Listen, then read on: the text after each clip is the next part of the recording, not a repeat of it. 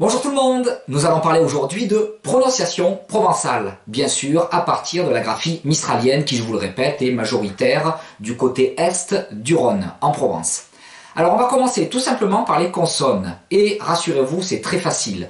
D'une manière générale, je vous le dirai plusieurs fois lors de ce cours, faites comme en français, gardez vos habitudes de lecture francophone, car la prononciation du provençal et celle du français sont un petit peu calquées. Alors on commence par les consonnes, on va commencer par la lettre C. Faites comme en français, devant A, O et U, ça donne le son que. Devant E et I, ça donne le son se. Pour l'instant, rien de compliqué. Faites pareil avec la lettre G. Devant A, O et U, ça va donner G. Devant E et I, ça va donner dje, ou des fois dze dans certaines régions de Provence. Ensuite, la lettre J, elle se prononce dje, comme notre G qu'on vient de voir devant E et I, et des fois dze dans certaines régions de Provence. Exemple, la bergerie, la jas ou la zas dans certaines régions de Provence, je le répète. Enfin, le R ne se roule pas, en tout cas il ne se roule pas partout en Provence. D'une manière générale, ne faites pas donc par exemple comme en italien, ne roulez pas les R. Et enfin, bonne nouvelle, je vous signale que le X et le W ont disparu. Et oui, parce que les Provençaux, notamment pour le X, ont du mal avec xe. Les Provençaux préfèrent l'inverse, ils préfèrent faire ske. Combien de fois on entend à Marseille « je m'excuse » et pas « je m'excuse ». De toute façon, on ne dit pas « je m'excuse », on dit « excuse-moi » ou « excusez-moi ». Voilà, c'est ce que je vous demande de retenir sur les consonnes avec 2-3 précisions. La première, le groupe PH n'existe plus, comme dans beaucoup de langues romanes d'ailleurs, en provençal. Donc quand on a par exemple photographie, ça sera avec un F. Philosophie, ça sera avec un F. Deuxième chose, le H initial des mots a disparu. Voilà, il n'y a plus de H au début de mots. Le mot histoire, par exemple, ça va donner history sans H. Dernière chose, quand vous avez plusieurs consonnes à la fin d'un mot. Exemple, pamen. P-A-M-E-N-S. D'une manière générale, ne prononcez jamais la dernière consonne, la deuxième et dernière consonne. Exemple, dans. Din, D-I-N-S, vous ne direz pas par exemple dans ma maison, vous ne direz pas dins munustau, vous direz din munustau. Vous pourrez le faire claquer ce S si vous le voulez devant une voyelle. Dans une maison, din unustau, là ça passe. Alors maintenant nous passons au gros, je vais dire du problème, c'est-à-dire les voyelles. Alors, les voyelles toutes seules, quand elles ne sont pas accompagnées d'une autre voyelle. Deux choses à retenir. La première, le E muet n'existe pas. Et oui, le E muet n'existe pas, même s'il est sans accent, il a toujours un petit peu le son E. Exemple, la mer, la maire. C'est pas la maire, c'est la maire. Deuxième chose très importante à retenir, et généralement là, c'est la grande difficulté quand on a fait de l'espagnol, de l'italien ou une autre langue de ce type-là, les U ne sont pas des OU. Les U sont des U comme en français. Vous verrez tout à l'heure que pour le son OU, on fera comme en français, on met un O devant. Dernière chose, dites-lui au revoir aussi à ce graphème, le Y n'existe plus en provençal. C'est simplement un I quand vous en avez besoin. Exemple, il y a, ça sera ya, I apostrophe A. Voilà, ça c'était pour les voyelles seules. Nous passons au groupe de deux voyelles. A. Là, je vais prendre une petite métaphore mathématique. Je vous invite à retenir 9 identités remarquables. Vous vous souvenez des identités remarquables en mathématiques? Je reprends l'expression parce que ça va être les groupes de deux voyelles que je vous demande de relever, de retenir. Allez, on commence par la première. Il y en a 9 en tout. Donc, A suivi de I. Ça donne aïe, comme si vous étiez cogné avec un marteau sur le doigt. Ensuite, deuxième identité remarquable, A suivi de U. Ça donne AO. Si vous voulez, c'est A, OU. Mais attention, ne prononcez pas AOU. Insistez sur le A et pas sur le OU. Faites mourir votre OU. AO, pas AOU, AO. Exemple, c'est mal. C'est très moral ce que je dis. S, MAO. Troisième identité remarquable, E suivi de I. Ça donne EI. Exemple, la poupée, en provençal, la titeille. Ensuite, E suivi de U. Sur ce E, il y aura toujours un accent. Alors, d'une manière générale, faites EU, comme tout à l'heure, et OU, mais on n'insiste pas sur le OU, donc ça donne EU. Alors il y aura une petite différence entre E accent aigu suivi de U, ça va être plus fermé, ça va donner EU, exemple, la seuve, la forêt. Ou alors l'accent est grave, et là ça va donner EU, vous l'ouvrez, votre E. Exemple, il est beau, S, beau. Donc ça nous fait 4 identités remarquables. On continue, O suivi de I. Ça donne oi, comme le mot boy en anglais. Alors il est boiteux, ça va donner S, goy. Et ensuite, on arrive au picadeladai, comme on dit en provençal, c'est-à-dire au point un petit peu difficile, épineux, tranchant. O suivi de U, O sans accent. Pour une fois, je vous demande de regarder l'accent, ça sera très important. O suivi de U, ça donne notre OU comme en français. Exemple, l'article le, en provençal, ça va donner loup. Voilà. Exemple, le provençal, loup provençal. D'ailleurs, vous voyez qu'il y a un deuxième OU dans provençal.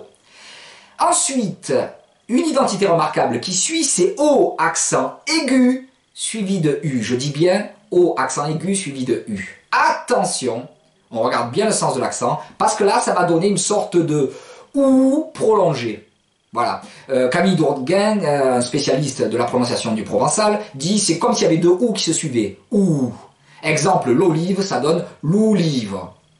Mais attention, je dis bien que c'est un OU, au besoin de vous allonger le son, OU, mais ce n'est pas OU, parce que ça fait l'objet de la 8e identité remarquable, c'est-à-dire O, accent grave cette fois-ci, suivi de U. Et là, ça donne OU. Comme si vous aviez O, OU, et bien là, ça donne OU.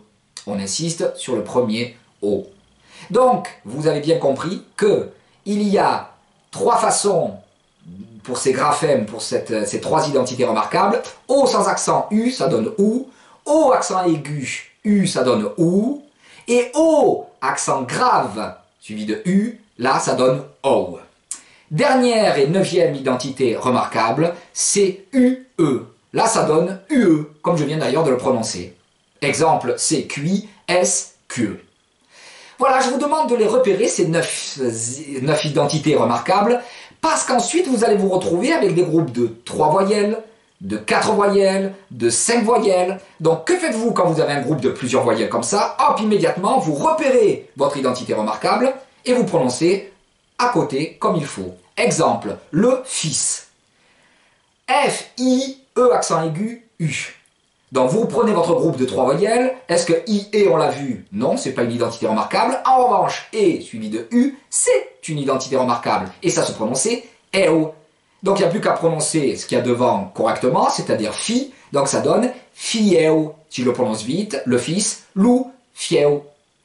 Autre exemple, la joie, qui s'écrit J-O-I-O. Alors, O-I-O.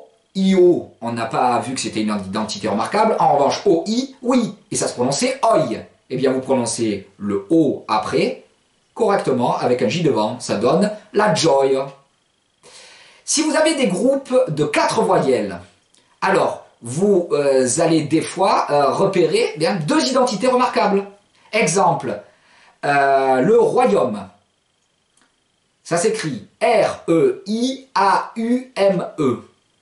Dans ce groupe de 4 voyelles, vous avez 2 identités remarquables. E-I, que l'on avait vu se prononcer EI, et A-U, qui se prononce AO.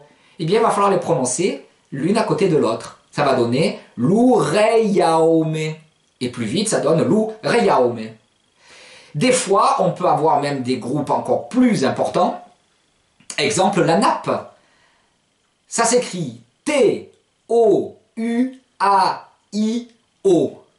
T-O-U-A-I-O. Hop, dans ce groupe de 5 voyelles, on repère le O-U qui donnait OU, le A-I qui donnait aïe, et il n'y a plus qu'à laisser prononcer le O ensuite. Ça va donner la touaille.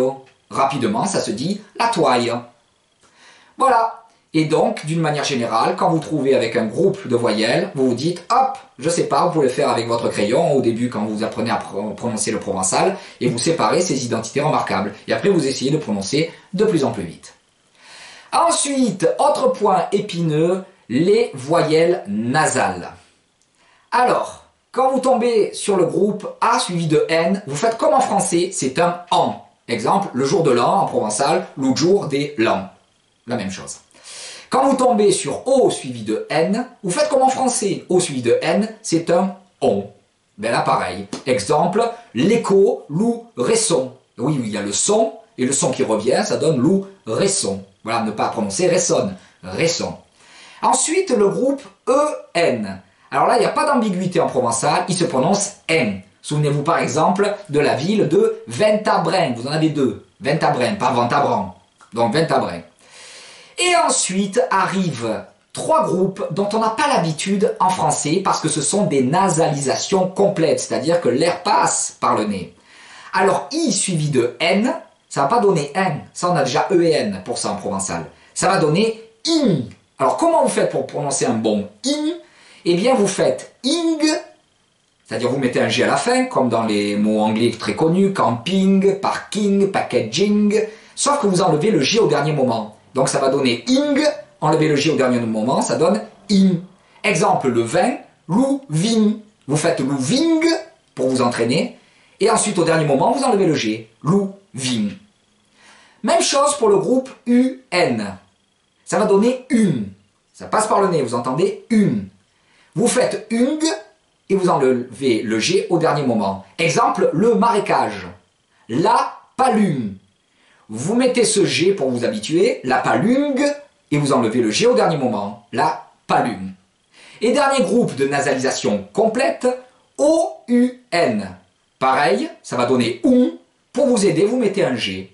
Simplement pour vous aider, après vous l'enlèverez. OUNG. Exemple, la ville d'Avignon, ça se dit Avignon. Vous enlevez le G au dernier moment que vous allez mettre pour vous appuyer au début. Avignon, vous enlevez le G, Avignon. Voilà, donc là il faudra s'habituer, et d'ailleurs quand on commence à parler provençal, on commence à parler du nez un petit peu, parce qu'il y a plus de voyelles nasales en provençal.